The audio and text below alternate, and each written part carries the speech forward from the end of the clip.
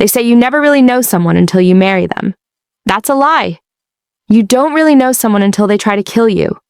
My name is Sarah, and 3 weeks ago, my husband was sentenced to life in prison. Not for cheating, not for theft, for attempted murder. 3 separate attempts, all while I was carrying his child. And I have every single second of it on tape. This is the story of how I caught a monster wearing the face of the man I loved, how I turned our home into a crime scene, how I recorded my own near-death experiences and used them to ensure he'd never hurt anyone again. But to understand how we got there, you need to understand how perfect he seemed at the beginning. I met Daniel on a Tuesday. I remember because Tuesdays were my favorite days, the one day I left work early to take a painting class at the community center. I was terrible at it, but I didn't care. For 2 hours every Tuesday evening, I got to pretend I was someone artistic, someone free, someone other than the junior accountant drowning in spreadsheets and client calls.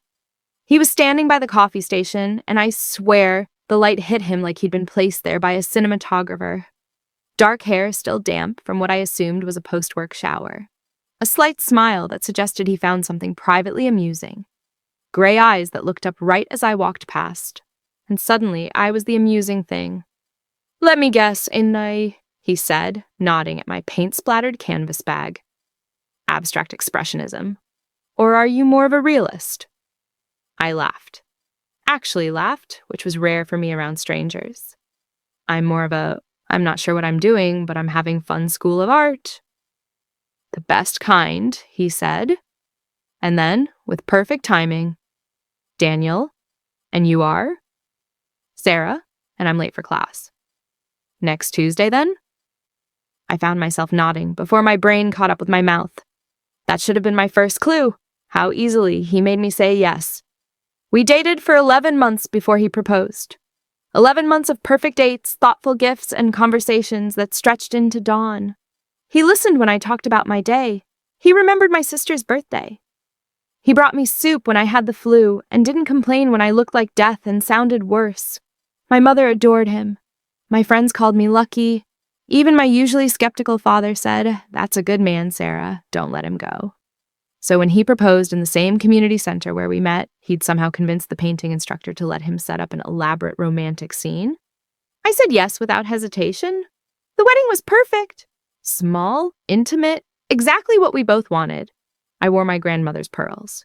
He cried during his vows. In the photographs, we look incandescent with happiness. We were married for 14 months before I got pregnant, and that's when everything changed. I found out I was pregnant on a Thursday morning. I'd been feeling off for weeks, exhausted, nauseous, emotional in ways that didn't make sense. I took the test in the bathroom at work, hands shaking, knowing already what it would say. 2 pink lines. I stared at them for so long my legs went numb from sitting on the toilet. A baby. We talked about having kids eventually, in that vague future planning way couples do, but not now. Not yet. We'd only been married a year. We were still figuring out how to share closet space and who did the dishes. But as the shock wore off, something else settled in. Warmth, excitement, a tentative kind of joy. I was going to be a mother. I spent the entire day planning how to tell him.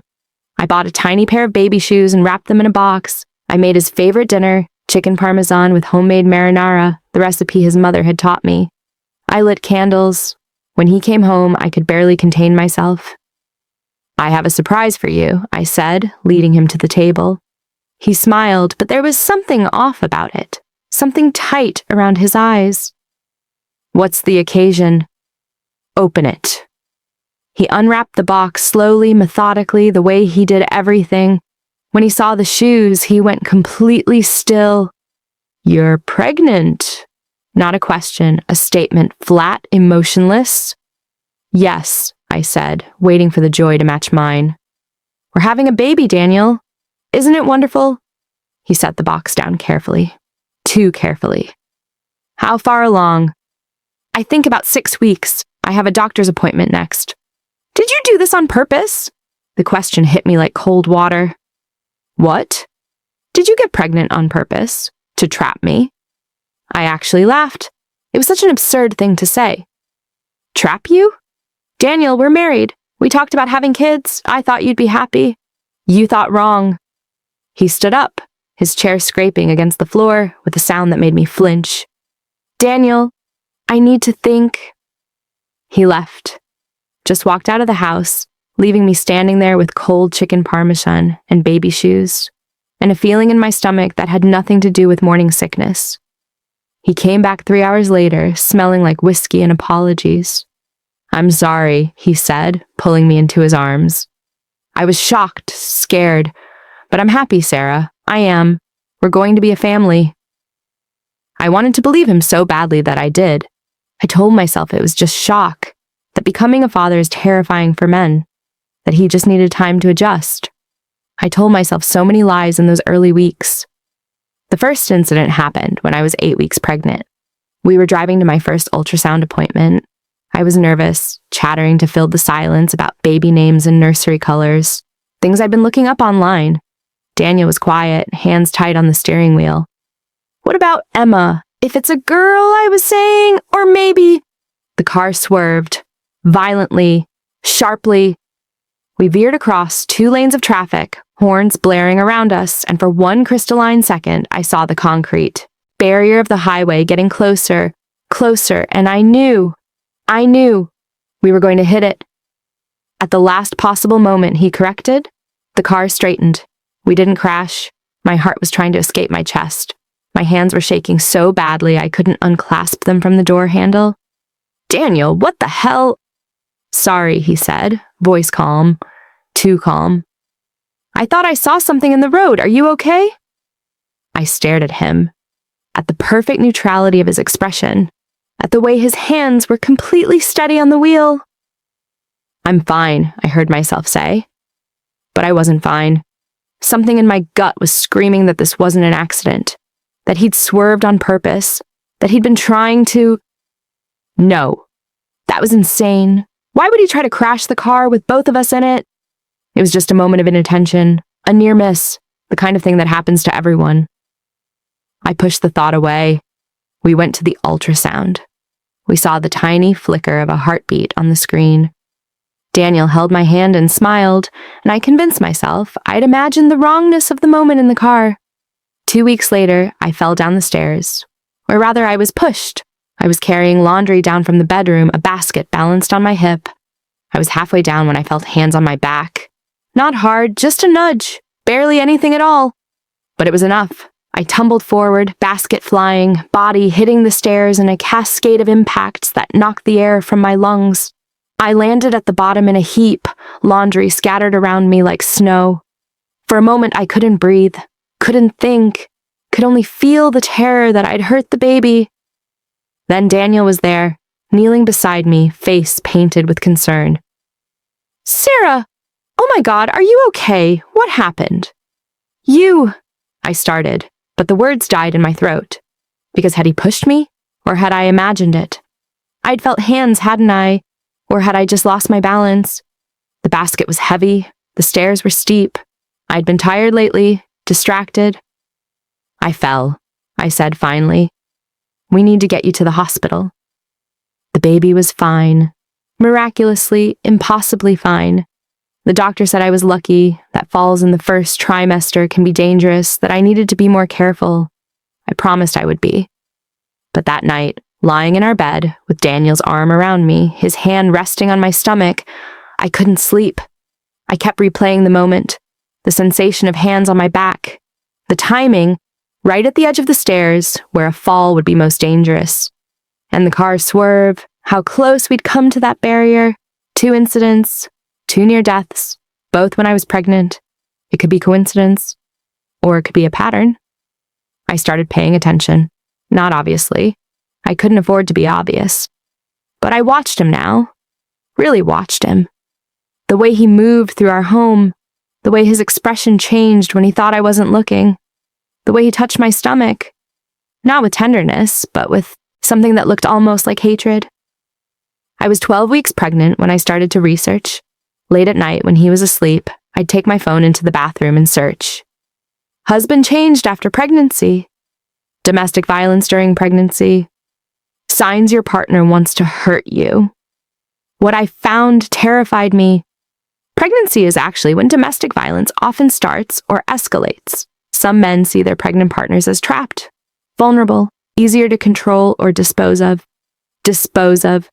The word made me feel sick, but I kept reading. I learned about coercive control, escalation patterns, how abusers groom their victims with perfection before revealing their true nature, how love can be a disguise. I thought about Daniel's reaction to my pregnancy news, the anger, the accusation, how quickly it had been covered with apologies and promises. I thought about how perfect he'd been before, almost too perfect.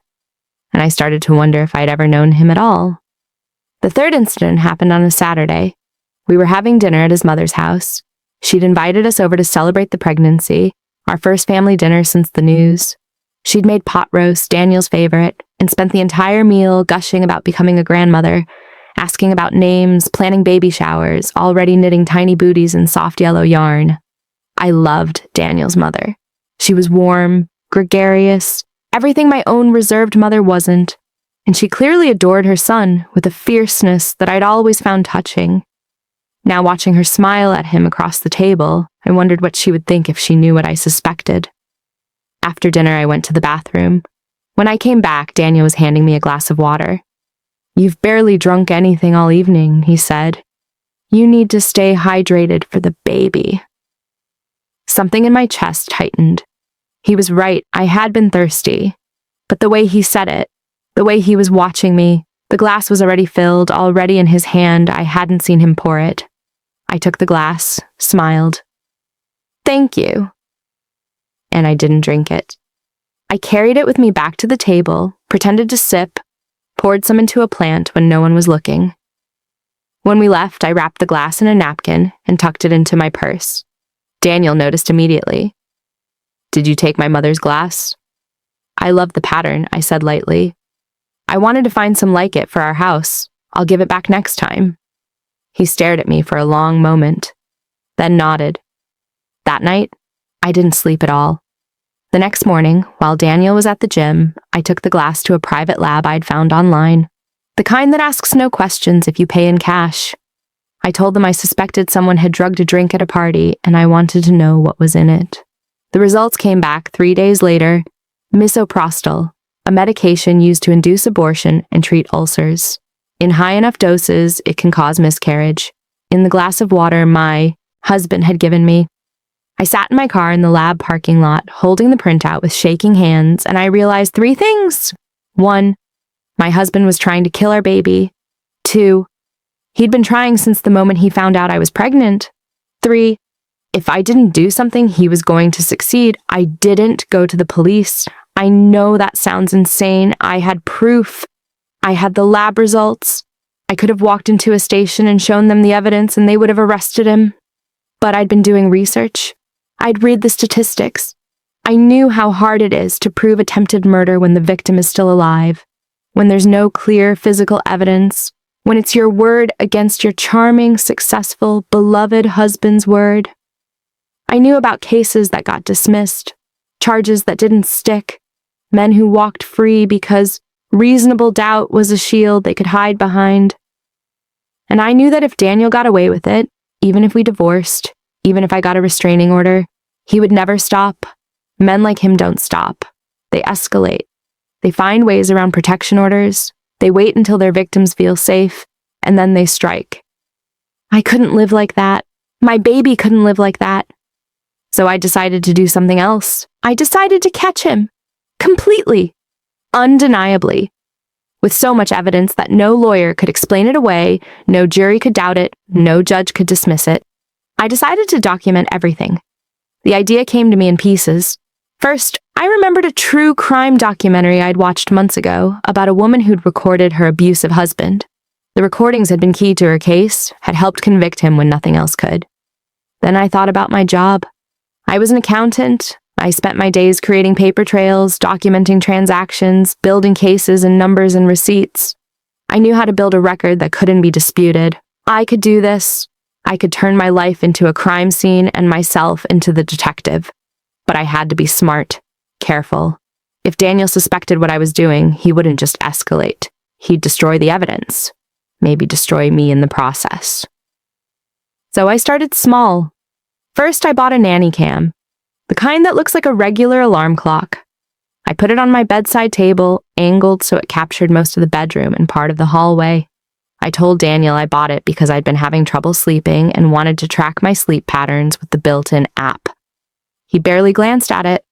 Then I bought another one, this one disguised as a phone charger. I put it in the kitchen, where we spent most of our time together.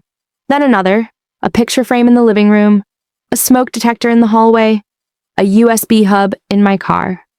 Within 2 weeks, our home was wired. Every room, every angle, every moment captured and backed up to a cloud storage account Daniel didn't know existed. I also started keeping a journal, detailed time-stamped entries about everything. Every strange comment, every close call, every moment that made my instincts scream. I wrote them down by hand in a notebook I kept locked in a drawer at work, and I photographed each page and uploaded it to the same cloud storage. I created a digital fortress of evidence, and I put myself at the center of it. Then I waited for him to try again. I didn't have to wait long. I was 14 weeks pregnant when he first tried to poison me with food. I'd started being careful about what I ate and drank at home. I never left food or drinks unattended. I served myself first. I watched him prepare meals like a hawk watching prey. But he was patient, clever. We were having breakfast, scrambled eggs and toast, my usual morning meal. I'd watched him make it, standing in the kitchen doorway, chatting about my day like everything was normal. I'd seen every step. What I hadn't seen was the small vial he palmed from his pocket while his back was to me, the quick pour into my eggs while he blocked my view by reaching for the salt shaker. I almost missed it. Almost. But I'd been watching for weeks now, hypervigilant, barely sleeping. I caught the movement in my peripheral vision, the slight hesitation in his motion. I sat down at the table, picked up my fork. Actually, I said, wrinkling my nose, I'm not feeling eggs this morning. Pregnancy cravings are so weird. I think I want cereal instead. His jaw tightened. Just for a second. Then he smiled. Of course. I'll eat these so they don't go to waste. No. I said it too quickly, too sharply, softened my tone. I mean, you mentioned you were watching your cholesterol. I'll just throw them out. It's fine. I scraped the eggs into the trash, but not before I'd carefully spooned a sample into a small container I'd hidden in my pocket. The kind you get free samples of lotion in at the mall. Later, I'd send it to the lab. It came back positive for antifreeze, ethylene glycol, sweet tasting, hard to detect, and in high doses, lethal to both me and the baby. After that, the attempts became more frequent, more creative. He suggested we go hiking on a trail he knew had a dangerous cliff edge. I developed a sudden fear of heights. He wanted to fix the brakes on my car himself, said he'd noticed they were squeaking. I took it to a mechanic the next day. The mechanic found nothing wrong with the brakes, but he did find that someone had loosened the lug nuts on my front wheels. Daniel recommended a new prenatal vitamin he'd read about online, ordered it special, opened the bottle himself.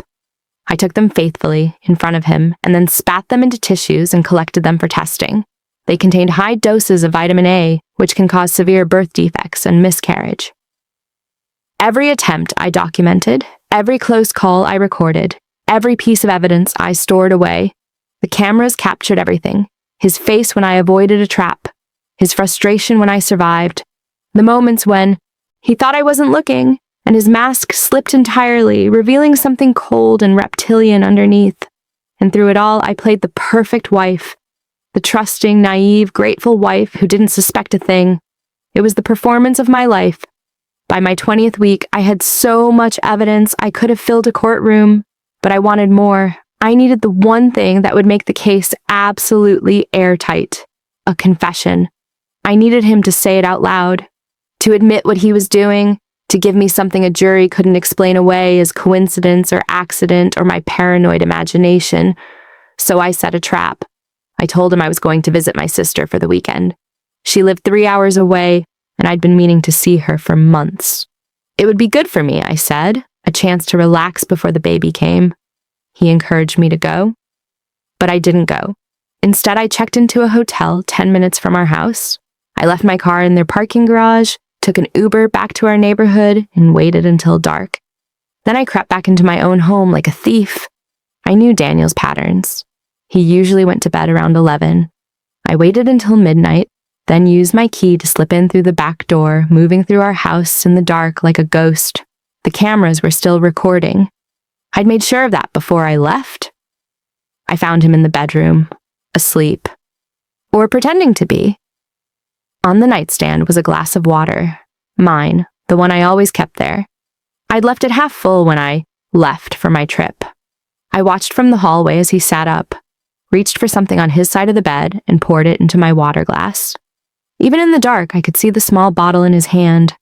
My heart was a drum. My hands were ice. I stayed absolutely still, barely breathing, watching through the crack in the door as he settled back down to sleep. I waited an hour, then I crept back out of the house, exactly as I'd come. The next morning I drove home from my sister's. I walked in cheerful, relaxed, kissed Daniel hello, told him I'd missed him. Then I went to the bedroom, picked up the water glass and drank it. No, I pretended to drink it. I'd been practicing for weeks how to tilt the glass to my lips without actually swallowing, how to make it look natural. I poured the water into a sample container later and sent it to the lab. Rat poison. Enough to kill me and the baby both. But here's what I did that Daniel didn't expect. I went to the hospital that evening, complaining of stomach pains. They ran tests, found traces of brodifacoum in my system. The doctors were alarmed, confused, asked how this could have happened. I played dumb, scared, shocked, said I had no idea, must have been something I ate, or maybe something at my sister's house. I'd felt fine all weekend, but since I got home, they kept me overnight for observation. The baby was fine. I hadn't ingested enough to cause real harm. But the incident was documented. Medical records, lab reports, proof that I'd been poisoned, proof that it happened in my own home after I returned from being away. The only person who could have done it was my husband. I should have gone to the police then. I had everything I needed. Medical records, lab results, video evidence, months of documented attempts. But I waited. Because I knew Daniel. I knew that attempted murder was one thing, actually succeeding was another. I knew juries. I knew how defense attorneys could spin a story about a paranoid pregnant woman, a devoted husband, terrible coincidences. I needed one more thing. I needed him to try again, knowing I'd been poisoned, knowing I was vulnerable. I needed him to show that this wasn't random, wasn't accidental, wasn't anything but deliberate, persistent murder. I needed him to hang himself with his own actions. So I went home from the hospital, and I waited. He was solicitous, concerned, brought me soup and fluffed my pillows and asked if I needed anything. All while the cameras watched. All while I knew he was calculating when to try again. It happened 3 days later. I was 22 weeks pregnant. Far enough along that the baby had a chance of survival if something happened to me, not far enough along to guarantee it. I woke up in the middle of the night to the smell of smoke. Not cooking smoke, not candle smoke. The thick, acrid smell of something burning that shouldn't be. I opened my eyes to an orange glow flickering under the bedroom door. Fire.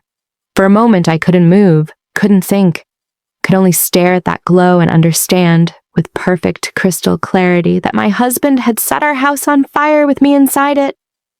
Then survival instinct kicked in. I rolled out of bed, hit the floor, started crawling toward the door. The smoke was thicker than I expected, choking, blinding. I pulled my shirt over my mouth and nose, tried to remember everything I'd ever learned about fire safety. Stay low, find the door, get out. The bedroom door was hot when I touched it. Not burning hot, but warm. I opened it carefully. The hallway was an inferno. Flames consumed the walls, the carpet, the family photos we'd hung with such care. The heat was a physical force pushing me back. I could hear the fire roaring like a living thing, hungry and vicious.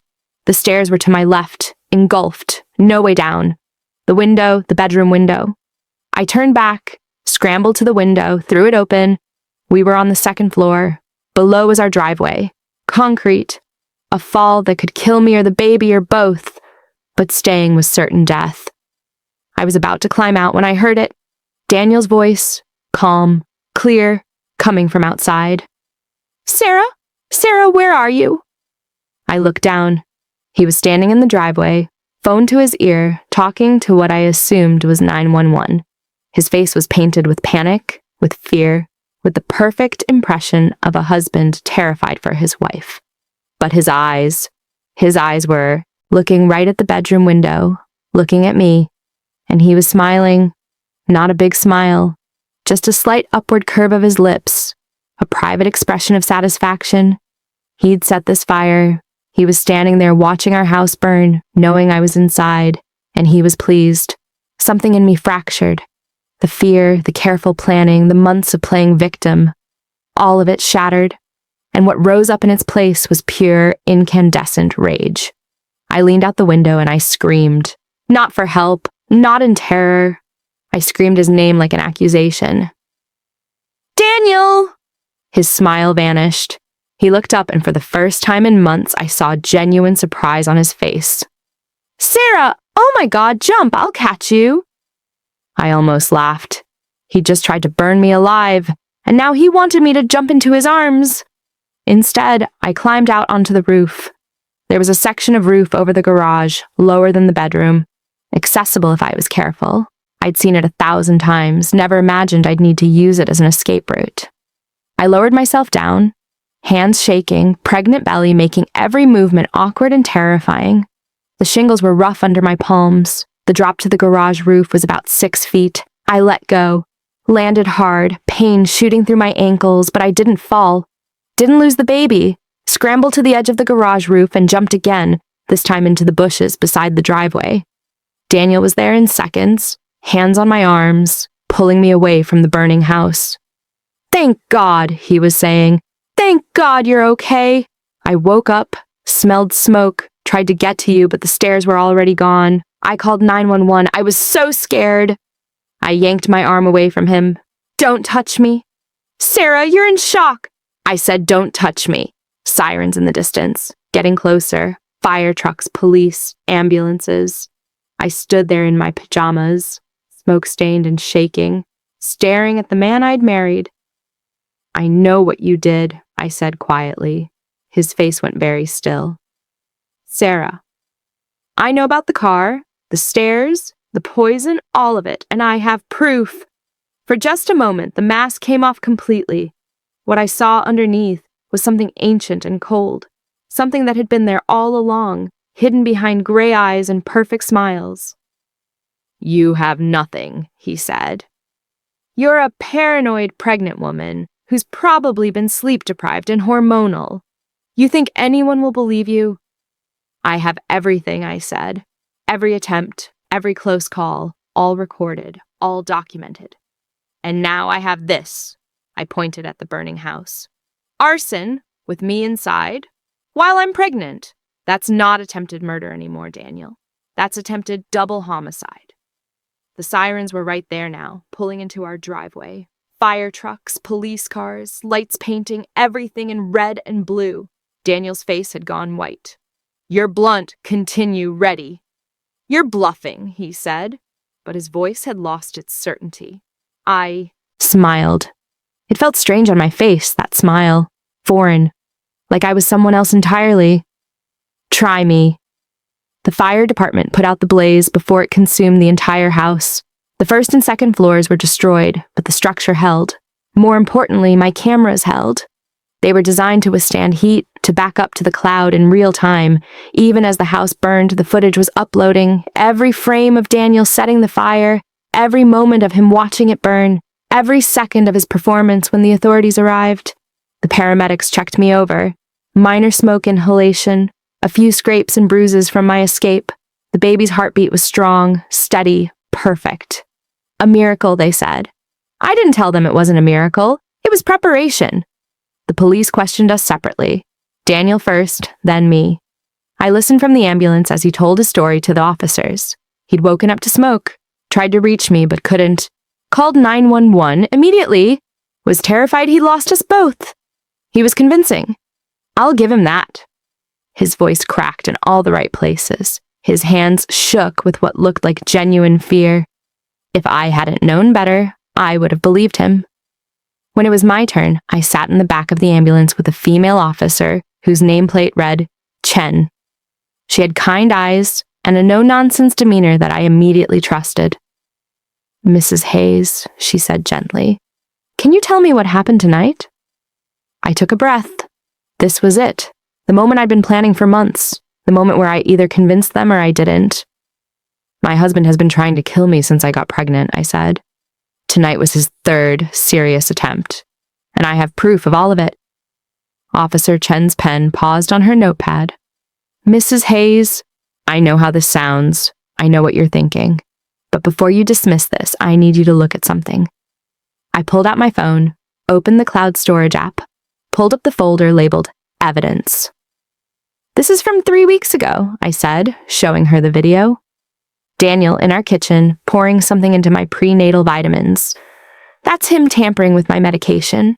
Lab results confirm the vitamins contain toxic levels of vitamin A. I swiped to another video.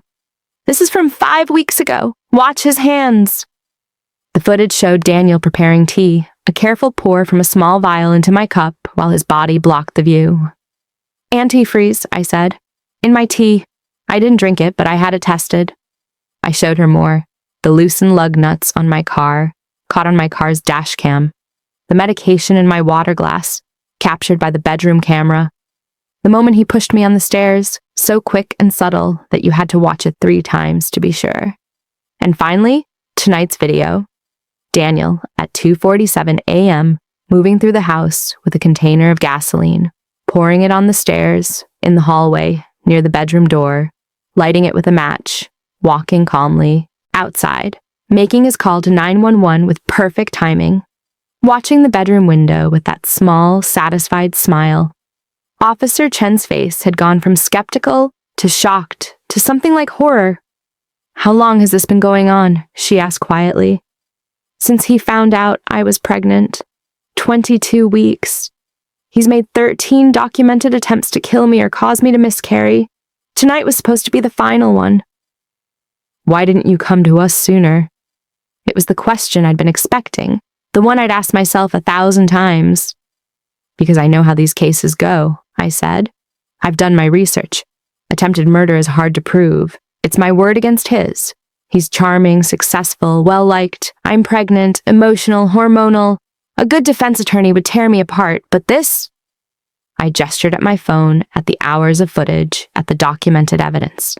"This is undeniable." Officer Chen looked at me for a long moment. Then she stood up. "Wait here. Don't talk to your husband. Don't talk to anyone. I need to speak with my supervisor." She walked away, and I sat there in the ambulance, wrapped in a scratchy blanket that smelled like antiseptic, and I waited. They arrested Daniel 40 minutes later. I watched from the ambulance as 3 officers approached him. He'd been standing by his car, still playing the concerned husband, checking his phone, probably trying to figure out what was taking so long. "Daniel Hayes?" "Yes? Is Sarah okay? Can I see her?" "Sir, we need you to come with us. We have some questions." "Questions? I already told you what happened." "Sir, please turn around and place your hands behind your back." The moment they said it, his face changed. The concern evaporated. What replaced it was calculation. Pure, cold calculation. "This is ridiculous. I'm the victim here. My house just burned down." "Mr. Hayes, you're under arrest for attempted murder, arson, and assault with intent to kill. You have the right to remain silent." "She did this," he was shouting now, struggling as they cuffed him. "She's crazy. She's been paranoid since she got pregnant. She probably started the fire herself." The officers didn't respond. They read him his rights, put him in the back of the patrol car, and drove away. I watched the taillights disappear down our street, and I felt something in my chest uncurl. Relief, validation, justice, and underneath it all, a grief so profound it nearly knocked me over. Because that was my husband in that car, the man I'd married, the man I'd loved, the man who'd promised to cherish me in sickness and in health, for better or for worse. I'd meant those vows. He'd been performing them. Officer Chen came back to the ambulance. "Mrs. Hayes, we're going to need you to come to the station tomorrow to give a formal statement. But for tonight, is there somewhere safe you can stay?" "My sister's," I said automatically. "I'll call her." "Good. We've secured the scene. Here, your evidence is being processed. This is Mrs. Hayes. This is one of the most thoroughly documented attempted murder cases I've ever seen. You did good." I nodded. Couldn't speak. If I spoke, I'd cry, and if I started crying, I wasn't sure I'd stop. My sister came to get me an hour later. She pulled up in her beat-up Honda, jumped out, and pulled me into a hug so tight I couldn't breathe. "I'm going to kill him," she said into my hair. "I'm going to actually kill him." "Too late," I said. "The state's doing it for you." We drove to her apartment in silence. She set me up in her spare room, gave me clean clothes, made me tea I was too exhausted to drink. "Why didn't you tell me?" she asked finally. "All these months, why didn't you say anything?" "Because I needed to be sure," I said, "and I needed evidence, and I paused, trying to find the words. I needed to do this myself, to catch him, to prove it. Because if I just told people and they didn't believe me, he would have won, and he would have killed me eventually." My sister's eyes were wet. "You could have died." "I know, but I didn't, and now he's the one who's going to pay." The investigation moved quickly. Once the police had my evidence, they seized Daniel's computer, his phone, his bank records. They searched what was left of our house, cataloged every camera, every piece of evidence I'd collected. They interviewed his mother, who swore her son was incapable of such things. They interviewed my doctor, who confirmed the poisoning incidents. They interviewed my coworkers, who testified that I'd seemed increasingly nervous and hypervigilant over the past few months. They brought in forensic experts who authenticated my video footage, who confirmed it hadn't been edited or manipulated. They tracked down the sources of the poisons. Antifreeze purchased at a hardware store 3 towns over, rat poison bought with cash. Misoprostol ordered from an online pharmacy using a fake name. The fake name was traced back to Daniel's computer. They found searches in his browser history. How to induce miscarriage, undetectable poisons, staging accidents, life insurance policies on pregnant wives. That last one made me laugh bitterly. Of course he'd increased my life insurance. Of course he had. This wasn't just about not wanting to be a father. This was about money. I learned later that Daniel had gambling debts, significant ones. Debts he'd hidden from me throughout our entire relationship. He owed money to people who didn't accept late payments, people who made threats. A dead wife with a large life insurance policy would solve that problem nicely, especially if her death looked like an accident. A tragic miscarriage, a house fire, a car crash. He'd been planning this from the moment he found out I was pregnant, maybe even before. The betrayal should have hurt more than it did. But by then I was numb to it. I'd grieved the man I thought I married. Now, I was just watching the monster. He actually was get dissected by the justice system. The prosecution built their case methodically. They had so much evidence they actually had to curate it, decide which attempts to focus on, which videos to show, which lab results to emphasize. They settled on 5 incidents. The car swerve, the stairs, the poisoned water from his mother's house, the vitamins, and the fire. 5 counts of attempted murder. 1 count of attempted murder of an unborn child. 1 count of arson. Various assault charges. If convicted on all counts, Daniel was looking at life in prison without the possibility of parole. His lawyer tried to get the charges reduced, tried to argue that I was a paranoid, vengeful wife who'd manufactured evidence, tried to suggest the cameras were fake, the videos were deep fakes, the lab results were falsified. None of it worked. The evidence was too solid, too extensive, too thoroughly documented. 3 months after the fire, Daniel's lawyer came to the prosecution with a plea deal.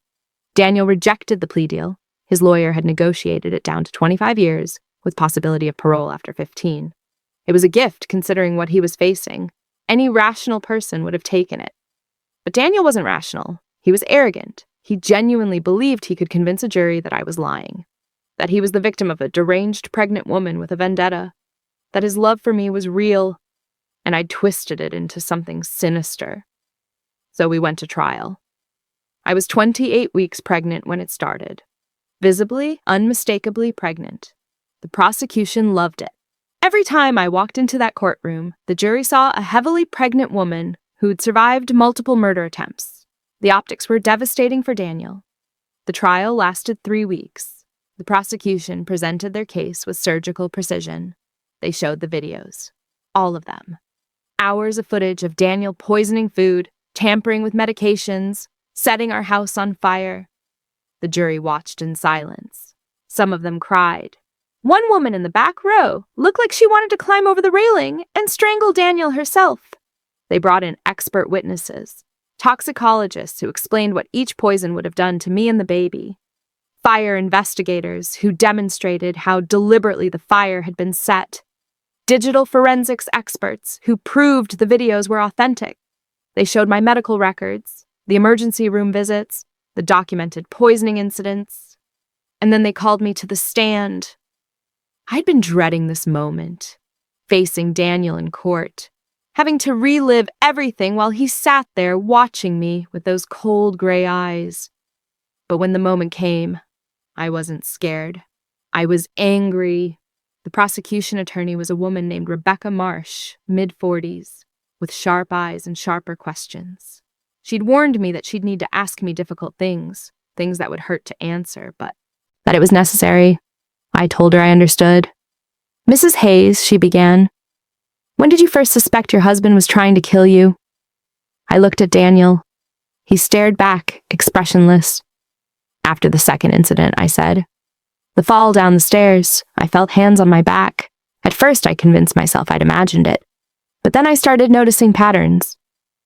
"What kind of patterns?" "Every dangerous incident happened when I was pregnant. The timing was too precise to be coincidence. The car swerved just as I was talking about the baby. I fell down the stairs while carrying laundry. The poisoning attempt started after my first ultrasound." "Why didn't you go to the police immediately?"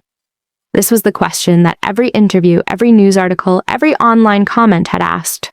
Why did I wait? Why did I put myself in danger? "Because I knew they wouldn't believe me," I said simply. "My husband was charming, successful, well-liked.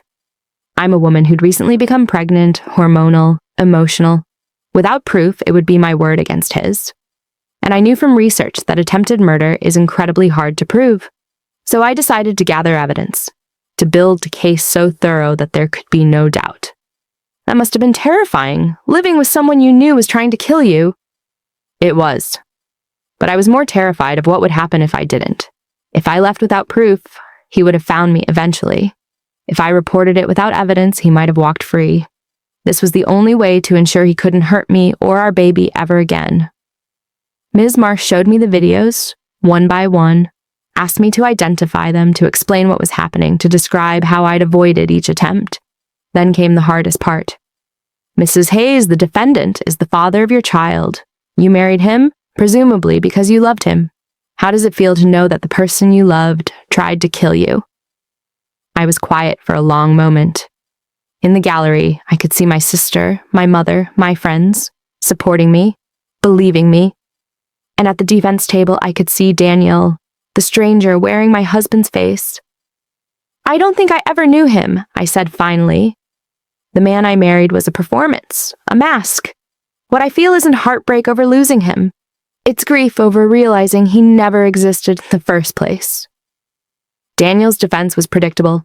His attorney, a slick-haired man named Marcus Holt, tried to paint me as a disturbed, obsessive woman who'd fabricated an elaborate conspiracy theory. He suggested I'd drugged myself to create the medical records, that I'd set up the cameras and staged the videos, that I'd been the one who set the fire as a final attempt to frame my innocent husband. "Isn't it true, Mrs. Hayes, that you have a history of anxiety?" "I've seen a therapist, yes, for normal life stress."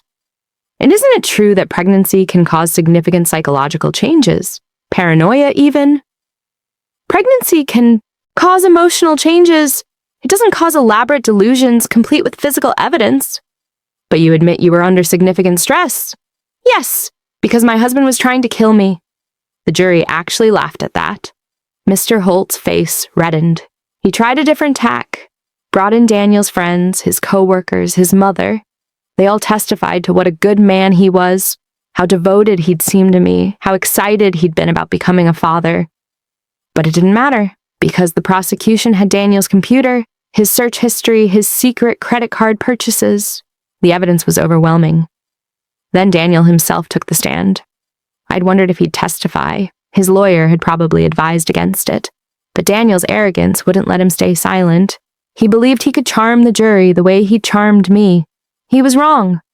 Mr. Holt led him through his version of events, the happy marriage, the excitement about the baby, his confusion and horror when I'd started accusing him of terrible things. The night of the fire, how he'd woken up to smoke, tried desperately to reach me, called 911 in a panic. "I love my wife," he said, voice breaking perfectly on cue.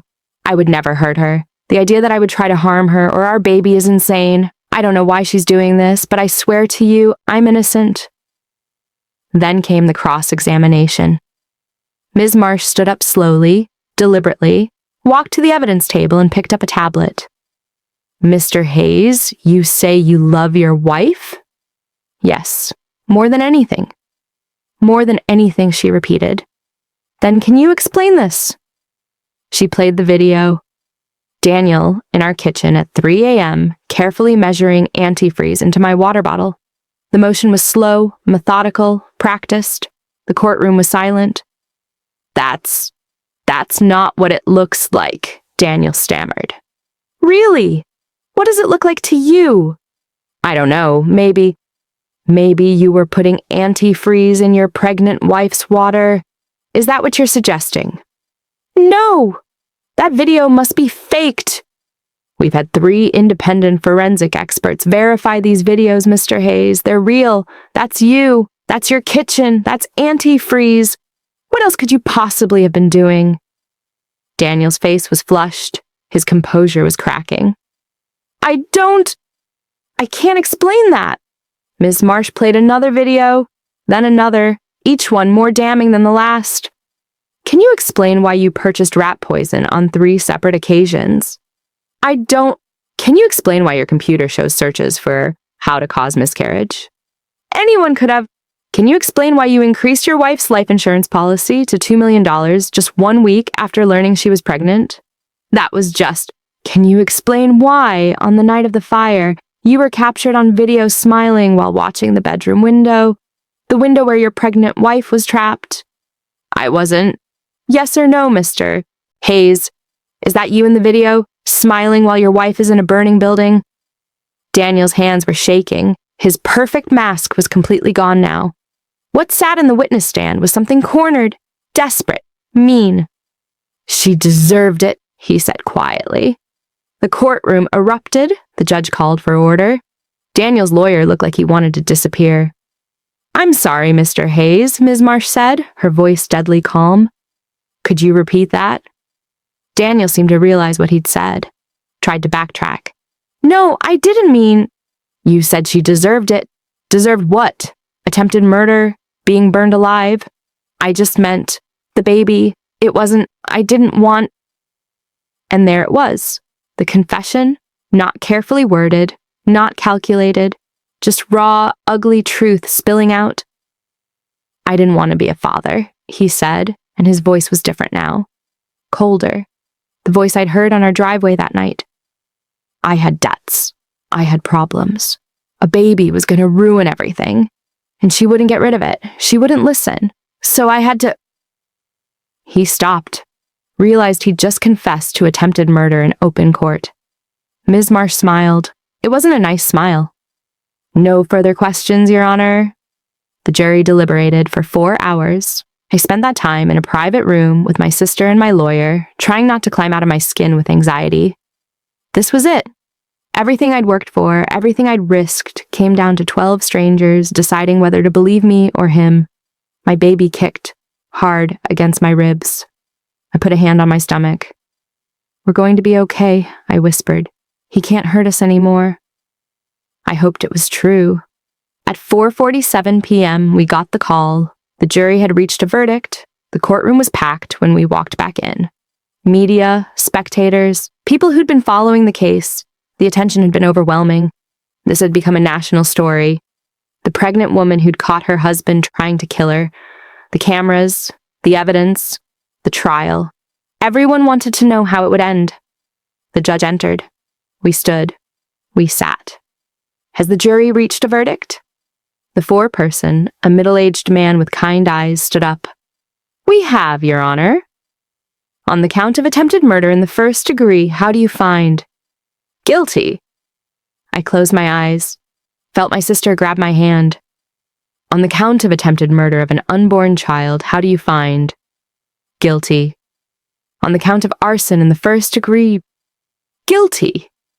Down the line, every count, every charge, guilty, guilty, guilty. Daniel sat perfectly still as his life ended. His lawyer put a hand on his shoulder. He shrugged it off. The judge set sentencing for 2 weeks later. As they led Daniel out in handcuffs, he looked at me, really looked at me for the first time since the trial started. I thought he might say something. Apologize, maybe, or curse me, or make one last attempt to play the victim. Instead, he just smiled. That same small, private smile from the night of the fire. It chilled me to the bone. I gave birth to my daughter 3 weeks after the verdict. She came early, at 34 weeks, but she was healthy, strong, perfect. I named her Hope. It felt appropriate. Daniel's sentencing was scheduled for 2 weeks after her birth. I wasn't sure if I'd be able to attend. I was still recovering, still adjusting to being a new mother, still processing everything that had happened. But I went. I had to see it through to the end. My mother watched Hope while I went to the courthouse. My sister came with me, holding my hand as we walked into the building where, just weeks ago, Daniel had been found guilty on all counts. The courtroom was quieter this time. Less media, fewer spectators, just the people who needed to be there. Daniel was brought in an orange jumpsuit. He looked thinner, older. Prison was aging him rapidly. The judge, a woman named Margaret Chen, no relation to the police officer who had first believed me, asked if there were any victim impact statements. I stood up. "Your Honor, I'd like to speak." She nodded. "Please, Mrs. Hayes." I walked to the front of the courtroom, stood at the podium, looked at Daniel. "When I married you," I said, "I thought I was marrying my best friend, my partner, the person I'd spend my life with. I thought our vows meant something. I thought you loved me." Daniel stared at the table. "But you never loved me. You loved the version of me that was useful to you, the version that made you look good, the version that didn't have wants or needs that conflicted with yours. The moment I became inconvenient, the moment I got pregnant with a baby you didn't want, I became expendable." My voice was steady. I'd practiced this speech while nursing Hope in the middle of the night. "You tried to kill me 13 times, 13 separate attempts to end my life and the life of our unborn child. You poisoned me. You sabotaged my car. You pushed me downstairs. You set our house on fire with me inside it. And through it all, you smiled and brought me flowers and pretended to be a devoted husband." I paused, took a breath. "I want you to know that your daughter was born 3 weeks ago. She's beautiful, healthy, strong, everything you tried to prevent. I named her Hope because that's what she represents. Hope that we can survive the worst things. Hope that justice exists. Hope for a future without you in it." Daniel's hands clenched into fists. "I hope you spend every day of your life in prison thinking about what you lost. Not me. You never deserved me, but the chance to know your daughter, the chance to be better than you were, the chance at redemption." I turned to the judge. "Your Honor, I ask that you impose the maximum sentence, not for revenge, but for safety. Daniel Hayes is a dangerous man who's capable of patient, calculated, sustained violence. He shouldn't ever have the opportunity to hurt anyone else." I sat down. My sister squeezed my hand. The judge looked at Daniel. "Mr. Hayes, do you have anything to say before I impose sentence?" Daniel stood slowly. For a moment, I thought he might actually apologize, show some remorse, give some indication that he understood the gravity of what he'd done. Instead, he said, "I should have tried harder." The courtroom went silent. "I should have planned better, been more careful. If I'd just..." His lawyer physically pulled him back into his seat, hand over Daniel's mouth, but it was too late. Even at sentencing, even after everything, he couldn't stop himself from revealing what he really was.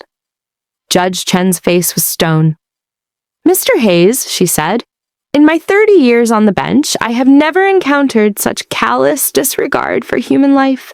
You methodically, systematically attempted to murder your wife, a woman who trusted you, loved you, carried your child. You did so for financial gain and personal convenience. You showed no remorse during the trial, and you show none now." She picked up her gavel. "On the counts of attempted murder, I sentence you to 2 consecutive life terms without the possibility of parole. On the count of arson, I sentence you to an additional 25 years. On all other counts, I impose the maximum sentences to run consecutively." The gavel came down. "You will spend the rest of your natural life in prison, Mr. Hayes, and I hope every single day of it gives you time to reflect on your actions and the lives you destroyed." Daniel was led away. He didn't look at me, didn't look at anyone. He just walked out, and I never saw him again. It's been 6 months since Daniel was sentenced. Hope is thriving. She's hitting all her milestones, smiling, starting to laugh. She has my eyes, and, thankfully, nothing of her father in her face. I sold what was left of the house, moved to a different state, somewhere Daniel has no connections, no friends, no reach, started over. I'm in therapy, processing the trauma, learning how to trust again, learning how to recognize red flags, learning how to exist without fear. It's hard. Some days I wake up panicking, convinced I can smell smoke or taste poison. Some days I check the locks on my doors 5 times before I can sleep. Some days I feel Daniel's presence like a ghost, watching me, waiting. But most days, I'm okay. I have hope. I have my family. I have a life that's mine again. And I have my story. People ask me sometimes why I'm sharing it, why I'm willing to relive everything publicly, to let people dissect my trauma, to become the face of domestic violence survival. The answer is simple, because someone else might need to hear it. Someone else might be living with a partner who's trying to hurt them. Someone who's being told they're paranoid, crazy, hormonal. Someone who needs to know that their instincts are right. That documentation matters. That evidence saves lives. If my story helps even one person escape, then everything I went through was worth it. They say you never really know someone until you marry them. But here's what I learned. You never really know yourself until someone tries to destroy you and you refuse to let them. I thought I was ordinary, a normal woman with a normal life.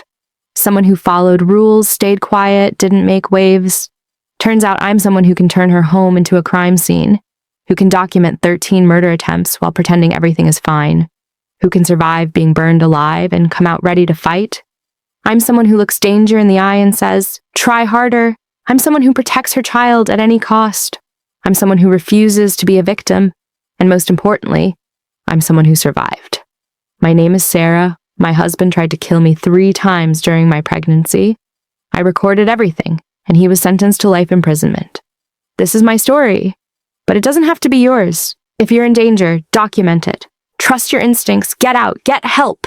You deserve to survive too.